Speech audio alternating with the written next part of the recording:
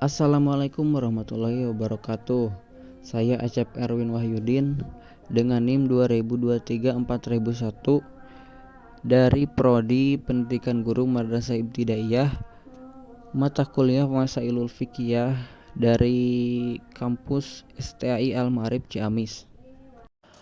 Sholat merupakan ibadah mahdoh paling utama, sebuah sarana yang mempertemukan makhluk dengan Sang Pencipta.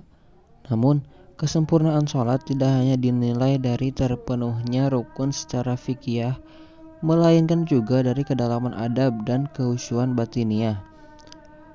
Dewasa ini, fenomena penggunaan pakaian dengan desain sablon yang modern di dalam masjid menimbulkan tantangan baru bagi sakralitas ibadah.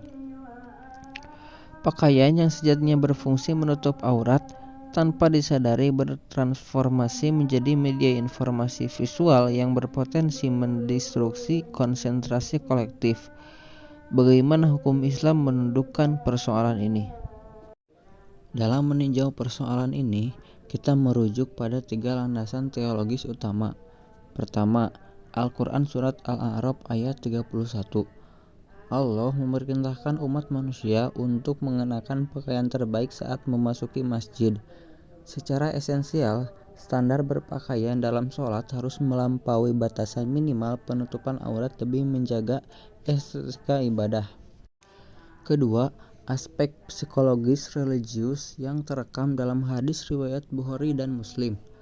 Rasulullah pernah mengembalikan kain khomisoh yang bermotif karena polanya mulai mengalihkan perhatian beliau. Secara kias atau analogi, jika motif sederhana saja dihindari oleh Nabi, maka pakaian dengan pesan duniawi atau gambar provokatif memiliki tingkat kemakruhan yang lebih tinggi karena sifatnya yang memaksa indera penglihatan jamaah lain.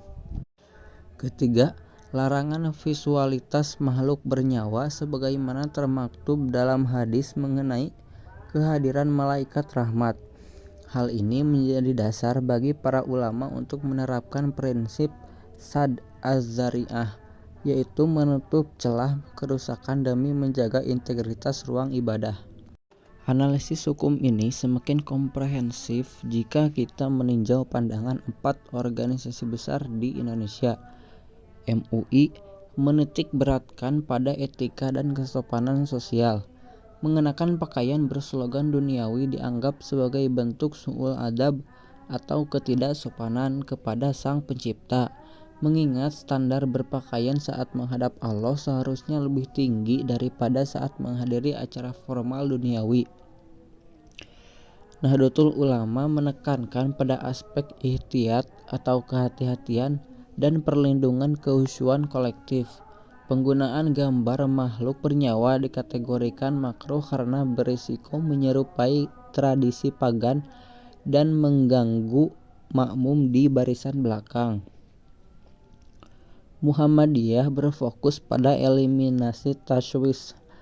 Melalui pendekatan psikologi ibadah, pakaian bersablon dipandang sebagai gangguan visual yang melanggar hak jamaah lain untuk mencapai fokus paripurna. Persatuan Islam mengambil posisi tegas dalam ranah integritas akidah, merujuk pada larangan tolong-menolong dalam dosa. Pakaian yang membuat simbol kemaksiatan dipandang kontradiktif dengan esensi tauhid, sehingga hukumnya dapat meningkat menjadi terlarang.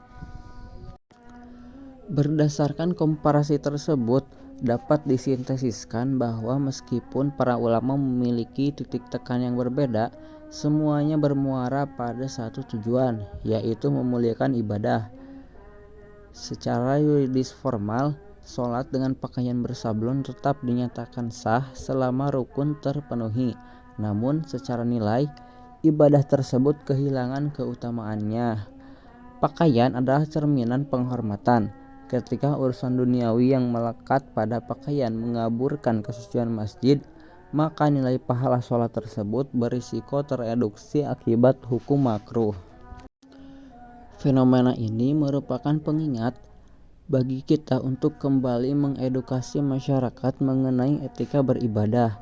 Diperlukan kesadaran kolektif untuk membedakan antara identitas gaya hidup di jalanan dengan identitas pengabdian kepada Tuhan. Dengan menjaga adab berpakaian dan menghormati hak kehusuan jamaah lain, kita tidak hanya menyempurnakan sholat secara pribadi, tetapi juga menjaga marwah masjid sebagai ruang sakral yang steril dari intrusi duniawi. Demikian tinjauan singkat mengenai etika berpakaian dalam sholat. Semoga menjadi bahan refleksi bagi kita semua.